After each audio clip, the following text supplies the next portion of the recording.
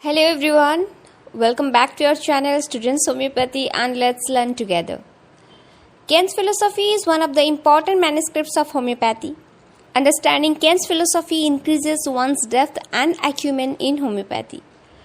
In this video, we will discuss a very important chapter from Kant's philosophy, that is lecture number 16, and the title of the chapter is Oversensitive Patients.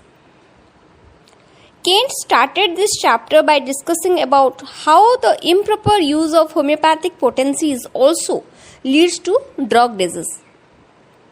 According to him, improper use of homeopathic potencies also leads to drug disease or the drug poisoning, just as the crude drugs. Even the most similar homeopathic medicines can produce drug disease if administered more than that is necessary. Any homeopathic dose that is extra or unnecessary establishes a drug miasm on man's economy which imitates a chronic or acute miasm according to its quality. That is, it produces either a chronic or an acute drug disease.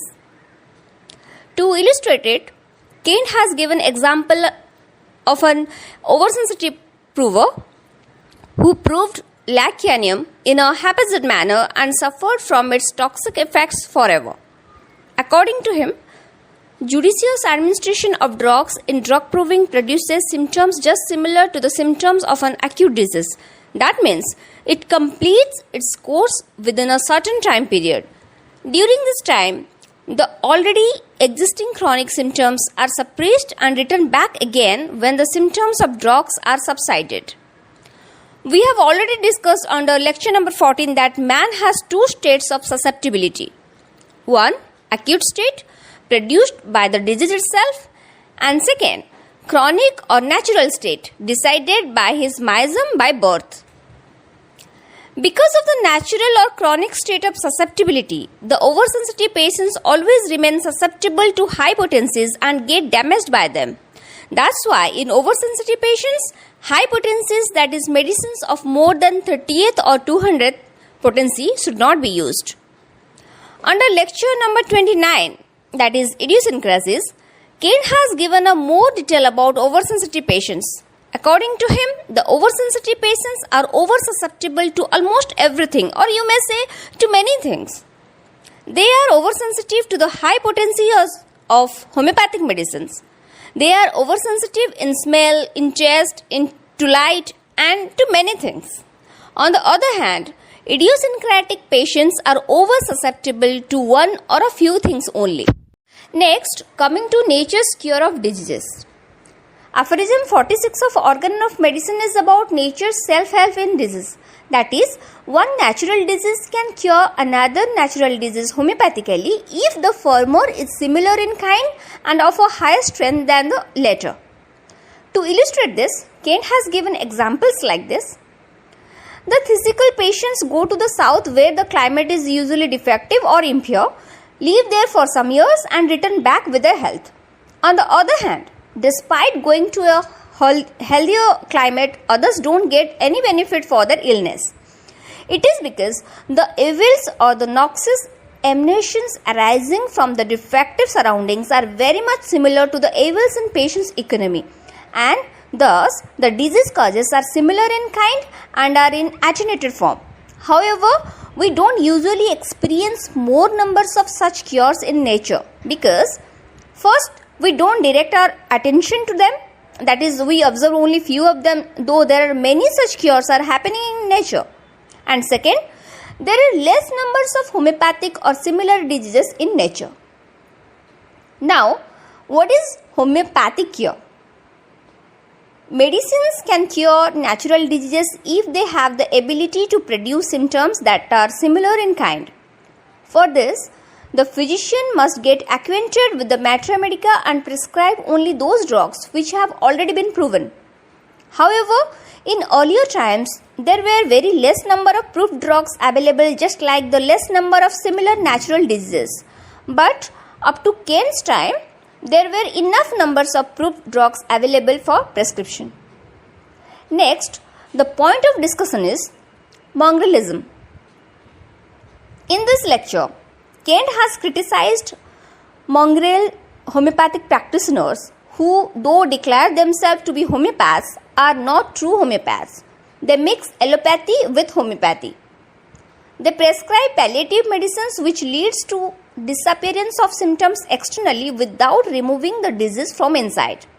Thus, the symptoms which are the chief basis for selection of homeopathic simillimum get destroyed and the cure becomes difficult due to scarcity of symptom. There is nothing such medicine in homeopathy that can only suppress or relieve the suffering of the patient. They also prescribe crude drugs and the homeopathic potencies simultaneously. By this, the external symptoms are suppressed by the crude drugs, disappear before the disease gets cured from within. Thus, we cannot know the action of dynamic medicine as there are no external symptoms to observe. That's why no adjuvants or assisting medicines are allowed in homeopathy. Only the dynamic homeopathic simillimum is to be prescribed and then wait and watch principle is to be followed. Next, what Kent has discussed is interesting.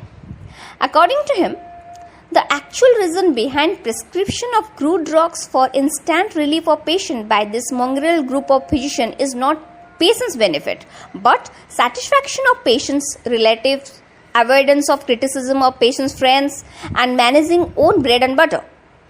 But they should keep it in their mind that by doing this, they are spoiling their case. A physician should always listen to his conscience and remain honest to his patient. He should only do what is that right and beneficial for the patient. Next, coming to importance of primary and secondary symptoms in prescribing. According to Kent, much importance should not be given to whether the symptoms belong to the primary or the secondary symptoms of the drug. To remind you, the primary and the secondary symptoms of drug are antagonistic to each other. For example, opium produces constipation as primary symptom and diarrhea as secondary symptom during drug probing. Now, if the medicine is selected on the basis of generals or constitutional symptoms, both the antagonistic conditions, whichever may be present, will be cured. After all, both the primary and secondary symptoms are the symptoms of the drug.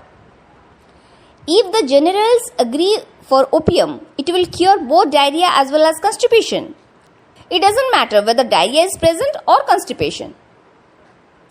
If we will not consider the constitutional or general symptoms of the patients, we will be confusing between this primary and secondary. The last point of discussion is acute prescription and the constitutional medicine. Knowing the constitutional state of the patient is always important, whether it can be an acute case or a chronic case. Even while selecting the most similar medicine for an acute case, the constitutional state of the patient should be referred to. By this, it means while prescribing for an acute disease, we should keep in mind that the medicine to be prescribed should have a cognate relationship with the constitutional medicine of the patient. For example, a constitutionally lycopodium patient may need sulfur during his acute suffering as sulfur is a cognate of lycopodium. But when the symptoms of acute disease are very clear and strongly indicating towards the curative medicine, we prescribe without referring to the constitutional state of the patient. However, the acute medicine thus selected will be automatically found as a cognate of the constitutional remedy because the acute symptoms are formed by the constitutional state of the patient and thus fit into it. So that's all for this video. If you have not yet subscribed to our channel Students Homeopathy, please subscribe it now and also click on the bell icon and select all so that you will not miss any of our informative, educational and interesting videos on homeopathy. And please provide your valuable feedback in the comment section. Also, we will love to answer your queries on this topic. Thank you for watching.